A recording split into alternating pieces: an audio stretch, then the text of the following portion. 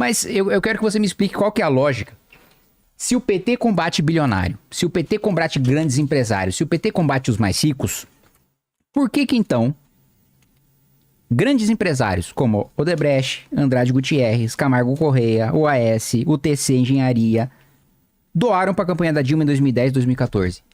Se o PT enfrenta grandes empresários, por que grandes empresários financiam o PT? É meio esquisito isso para mim.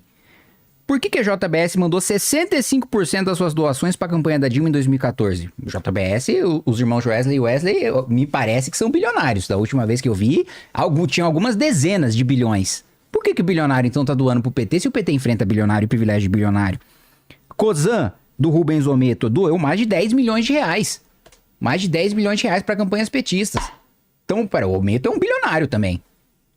Se ele tá tendo seus privilégios, seus interesses enfrentados, ele que é um bilionário que explora o trabalhador, por que ele tá doando pro seu inimigo?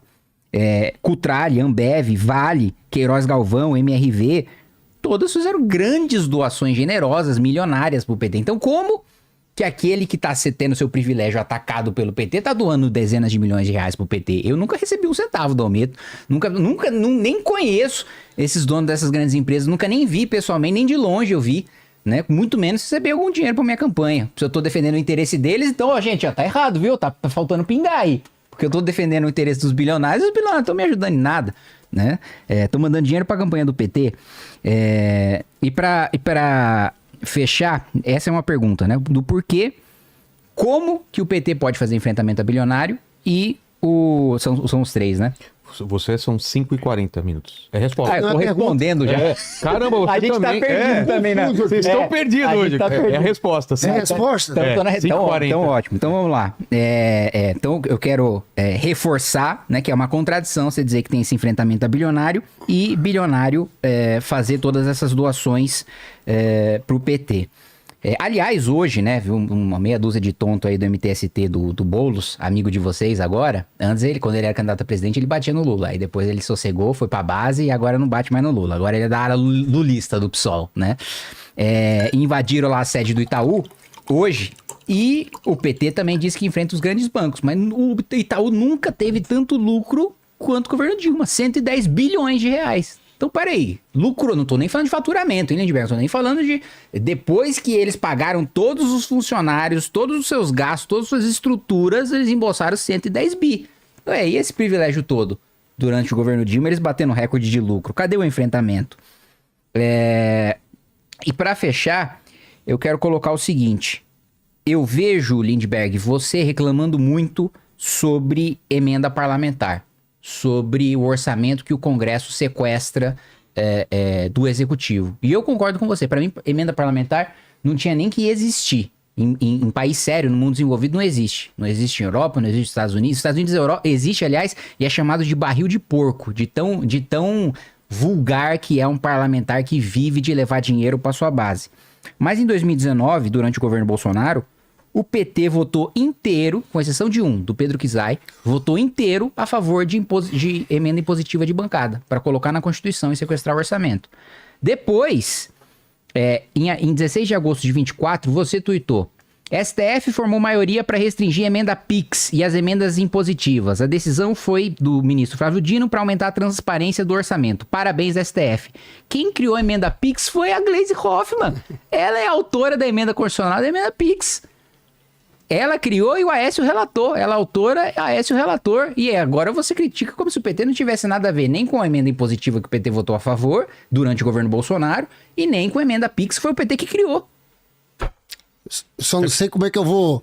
Ele passou 5 minutos em vez de responder fazendo pergunta. Eu respondi, né? Vocês estão me bagunçando aqui. Na hora de responder faz pergunta, na hora da pergunta responde. Mas você tem 3 minutos para réplica. Primeiro o seguinte, viu, Kim? Vamos direto aos pontos. O BNDES não é que seja um peso para o Estado, para o governo brasileiro, não. Não é o governo que está dando dinheiro.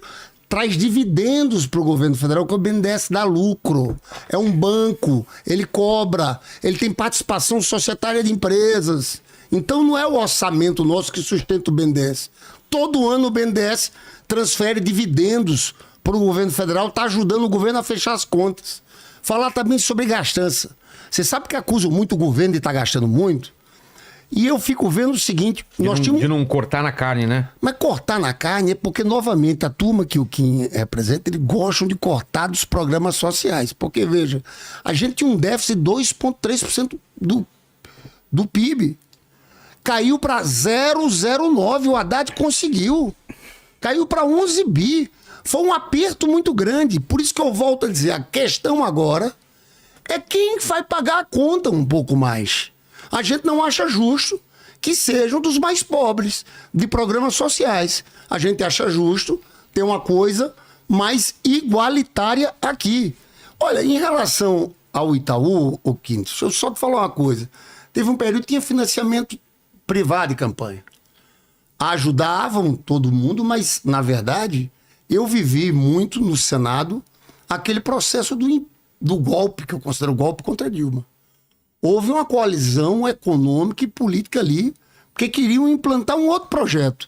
Então você citou o nome de um bocado de gente aqui, que não é verdade, que são mais simpáticos a gente. A gente já sentiu o peso dessa elite econômica contra um projeto de inclusão social. Mas doou milhões pra vocês.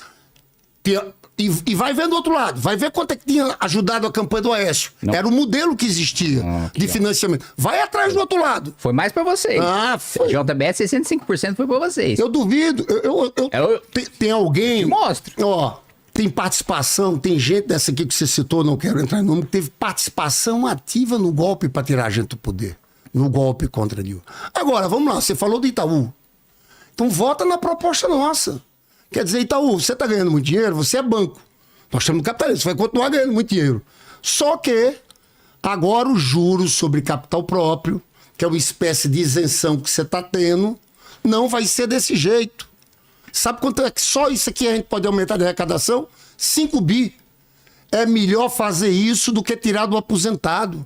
É melhor fazer isso do que tirar da saúde e da educação. É esse debate que eu vejo. Muita gente da Câmara faz discurso para fora e na hora não entra isso. Então, esse é um ponto central. E eu quero entrar aqui já, no tempo que me falta, sobre isenção de imposto de renda. A proposta do Haddad.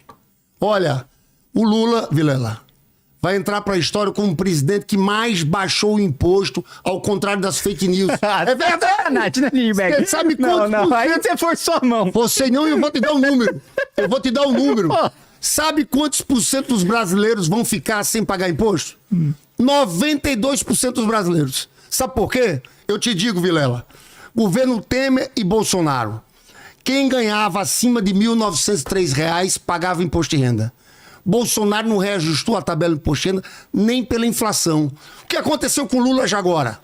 Já está 2 salários mínimos. Quem ganha 3.030 e tantos não paga imposto de renda. Com a votação dessa anistia, dessa isenção, até R$5 mil e a redução de 7 mil para entre 5 e 7 mil vai ter redução. 92% dos brasileiros não vão pagar impostos. É claro que a compensação que a gente quer é o quê? Que tem uma tributação maior dos ricos. Porque sabe o que acontece? Eu falei aqui já da professora do Gari, que pagam 27,5%. Eu já falei deles. Mas é o seguinte, essa turma, nós estamos falando de 140 mil pessoas só pela proposta do Haddad que contribuiriam. 0,06%. Sabe o que é que o Haddad e o Lula estão querendo? Que paguem entre 2,5% a 10%, é muito pouco. Sabe quanto é nos Estados Unidos? Os mais ricos? Quanto? 37,5%. Na Europa, 40%. Então, essa é a realidade. Eu quero saber, Kim, se você vai votar a favor desse projeto. Não, peraí. Não era a pergunta dele, era a réplica. Agora, Kim. Agora... Já bagunçou tudo. Não, mas tudo bem. Mas tudo bem, responde na sua pergunta. Você tem a terceira e última pergunta desse bloco para ele. 3 minutos para responder e perguntar. Vamos lá, Lindbergh. Anota aí pra você estar esquecendo de me responder.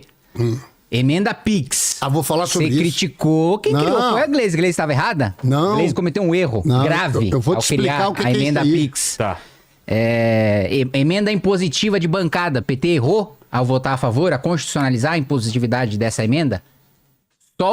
Eu acho que só o deputado Pedro Kizai, e eu parabenizo ele do PT, votou contra e eu acho que ele acertou. E todo o resto do PT errou. Você concorda comigo? Todo o resto do PT votou errado, fez mal. Nós somos contra isso. Eu e acho. a emenda Pix da Gleisi é diferente. Eu vou te explicar. Não, nós quem? Porque o PT inteiro votou a favor da PEC. Menos o Kizai. Então você pode ser, não sei o resto dos seus colegas. Seus colegas da leitura passada votaram a favor. Mas agora eu preciso te responder também, né? Você colocou sobre... porque o Bolsonaro não reajustou nem pela inflação. Nos 16 anos que o PT ficou no poder, também não teve reajuste da tabela nem pela inflação. Você está enganado. Você é bom de número, aí você está enganado. Teve 1, 2 ou 3 anos que não houve. Você está enganado. 1 ou 2 ou 3 anos, a maior parte dos anos. Não é verdade. 1, 2 ou 3. Não é verdade. A maior parte dos anos. Não Primeiro é verdade. De 1 para 2 para 3 é muita coisa. Não. E terceiro que... na maior parte dos anos... Eu tô dizendo a você que você tá errado nesses números. Eu vou te falar, olha... Eu peço a Mansur aí daqui pra aqui já pra levantar aqui, que é fácil levantar. E eu vou te mostrar, claro. Não, você tem que pedir pra assessoria mesmo, tem pra isso. Vou te mostrar que Mas você tá errado. eu vou te dizer o seguinte, o cálculo da Receita mostra que, nos governos petistas, a não atualização da tabela do imposto de renda fez com que aumentasse a arrecadação real em 600 bi, ou seja, teve aumento de imposto real de renda, e vocês colocaram 600 bi no caixa do governo, no bolso. Aí agora que vocês estão vindo com esse projeto, eu vou votar a favor da isenção? Vou votar a favor da isenção. Agora, eu acho que todo mundo tem que pagar menos. O que você falou. Porque a Europa é tanto, os Estados Unidos é tanto, e a tributação no consumo deles? Vamos cortar aqui também o do consumo para ser igual dos Estados Unidos. Claro. A tributação do consumo, você concorda que tem que ser a mesma alíquota dos Estados Unidos, a mesma alíquota e aumentar a renda da Alemanha? Né? Aí sim, quando a gente tiver produto baratíssimo e a gente não estiver assaltando metade o bolso do trabalhador na consumação, aí nós vamos conversar. Porque acho que a diferença fundamental, Lindbergh, entre meu debate, mim e você, nessa questão é o seguinte. Eu defendo que todo mundo pague menos porque o Brasil tem a maior carga tributária nos países em desenvolvimento. A maior de todos os nossos pares, entre todos os nossos pares. Inclusive os mais ricos pagam menos? Inclusive. Não vão pagar nada, já não pagam quase nada. Inclusive. Mesmo porque você falou, por exemplo, do Itaú.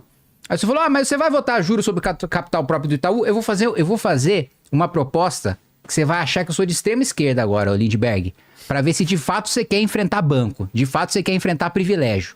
Porque o que eu disse para você, e eu repito, é o seguinte, não adianta aumentar imposto no banco se eles têm oligopólio, se eles têm um controle do mercado, eles vão passar tudo pro lombo do trabalhador, como sempre passaram. Então vamos dissolver o Itaú e separar em 3, 4 bancos diferentes, transformar o Itaú em 3, 4 bancos diferentes para concorrer entre si e proibir que o mesmo grupo econômico controle esses 3, 4 bancos diferentes. Aí sim a gente vai estar falando de mexer com interesse grande.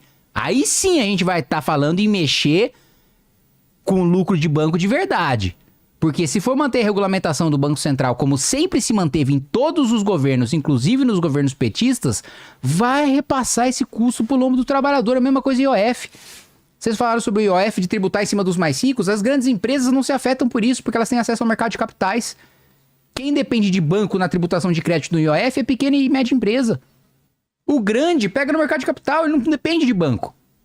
Então vocês estão atributando, vocês falaram, né, nessa história do IOF, de tributar o mais rico, e na prática vocês estavam colocando nos médios e nos pequenos empresários.